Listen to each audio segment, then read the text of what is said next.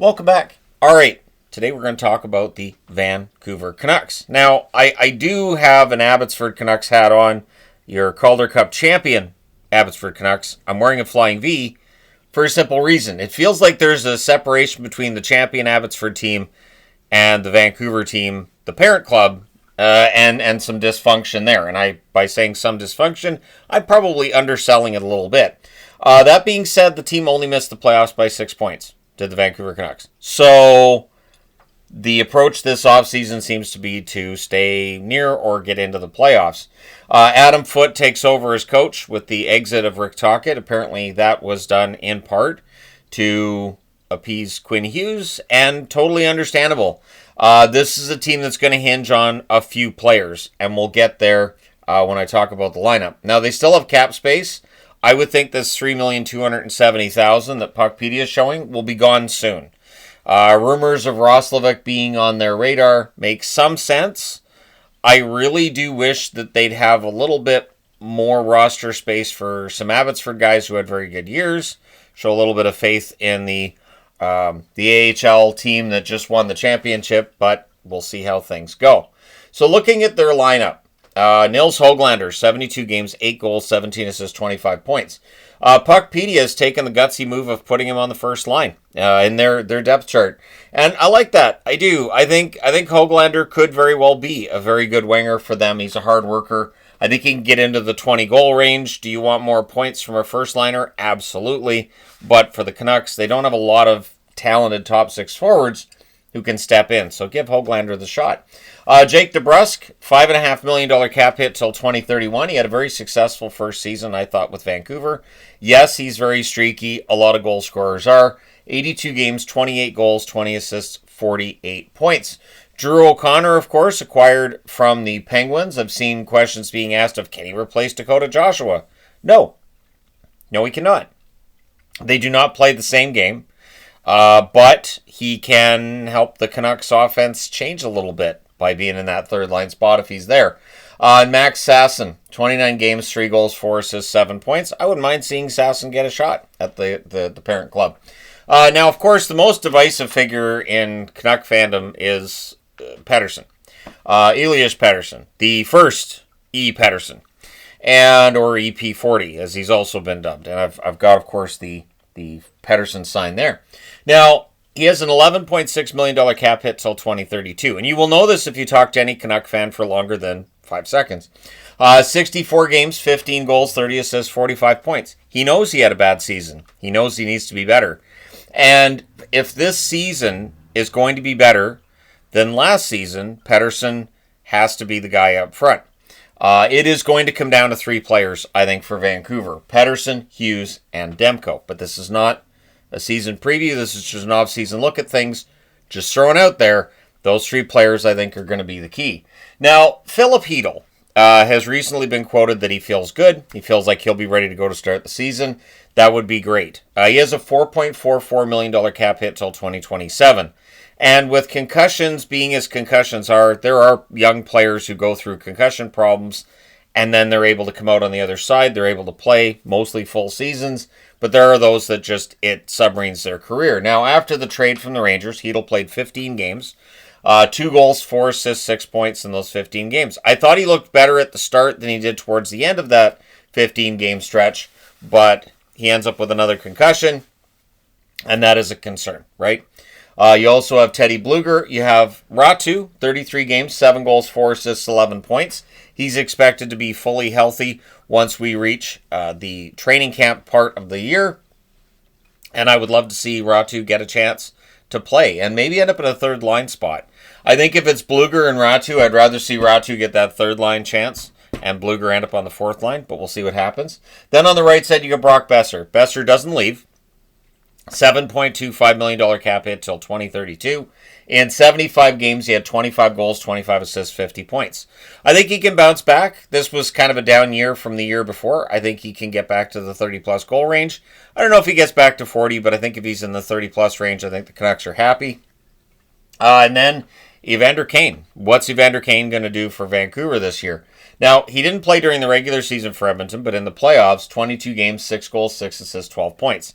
He's in the final year of a contract that has a cap hit of $5.13 million, and so we'll see how things go for Kane in Vancouver. One thing to keep in mind is he does go to the box with regularity. Vancouver's penalty kill is going to have to be pretty darn good. Connor Garland has a $6 million cap hit till 2032 as he decided he wasn't going anywhere. 81 games, 19 goals, 31 assists, 50 points. So for Garland, 50 points in 81 games, that's a very, very good season.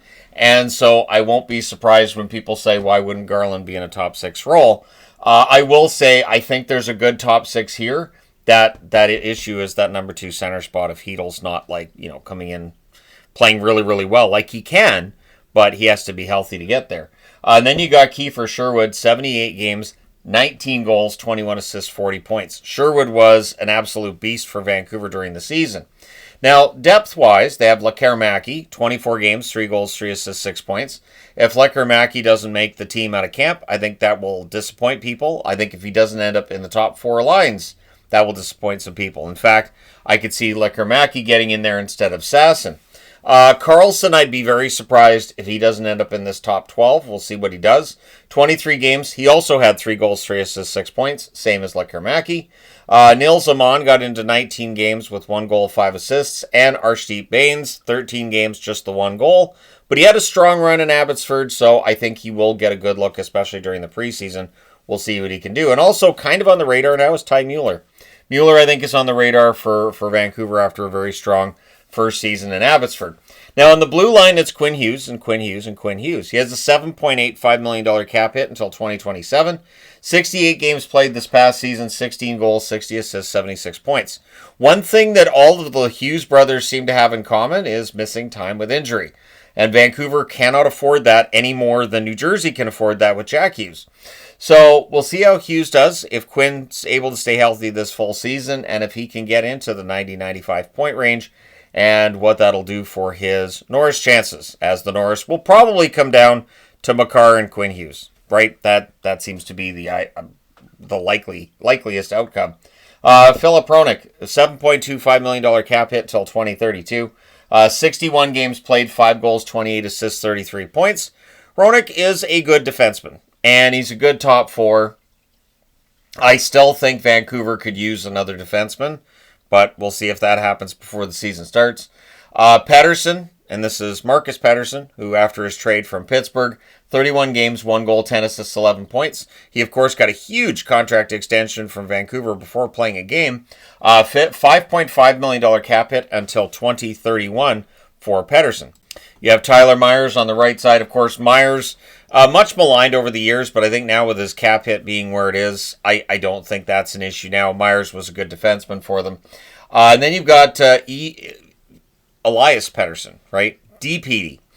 28 games, 1 goal, 2 assists, 3 points. DPD is never going to be a big point-producing defenseman, but he is going to be very solid defensively for a long time. And then you got Forbert. So that rounds out your top 6, your 6 defensemen in all likelihood. But Mancini played 16 games, had a goal and 2 assists, 3 points after the trade. I like Mancini a lot from what I saw in Abbotsford. P.O. Joseph, of course, was brought in as a free agent. He's probably the number 7 defenseman.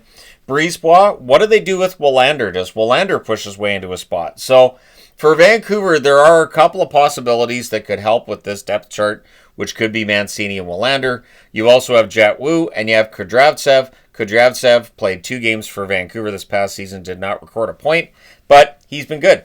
And then you get to the goaltending, and of course, it's all going to revolve around Demko in all likelihood. Lankinen's a good goaltender, but Demko, when he's healthy and he's on it, he can be a Vezina finalist, right? $8.5 million cap hit until 2029 now for Demko. That cap hit kicks in next season, of course. He has a $5 million cap hit this year. 10-8-3 record for Demko, .889 save percentage. Lankinen, $4.5 million cap hit until 2030. So their goaltending is signed for a while. 25-15-10 record for Lankinen, .902 save percentage for Lankinen. He had a better start than he had finished with Vancouver, but still, as long as they're not overplaying Lankinen, he's good.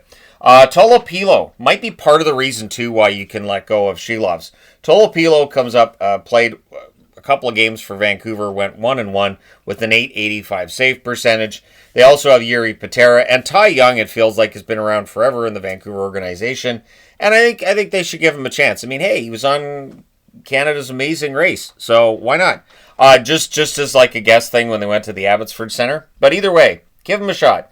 I've seen him in preseason games. I've always thought Young's pretty good. So we'll see if he ever gets, a legitimate chance at the AHL level to show what he can do. So with the cap space they have remaining, with the obvious issues still remaining with this roster, especially down the middle, we know that there's still going to be moves from Vancouver before this offseason is finished. And it's just the one thing I've noticed sometimes with fans and with media, I've talked about this before, they will very often overestimate the value of assets that the team has and diminish the assets of another team. So when you see proposed trades, very often it's like, oh, I'm sure Vancouver would do that. And the one biggest one for me is when people are like, well, they should just trade Patterson. Yeah, I know Carolina was in on Patterson at least one point, maybe two. I don't think there's a lot of teams lining up to take on Patterson's contract. So the Canucks are stuck with it at this point, and it's on Patterson to go out and show what he can do, which he has before. It's just a matter of, I think, get off to a good start. And if the team gets off to a good start too, who knows? But let me know your thoughts in the comment section below as always. Hit like and subscribe in the event you may not have done so already. Thank you guys so much for all your support. It's greatly appreciated. I will talk to you again soon.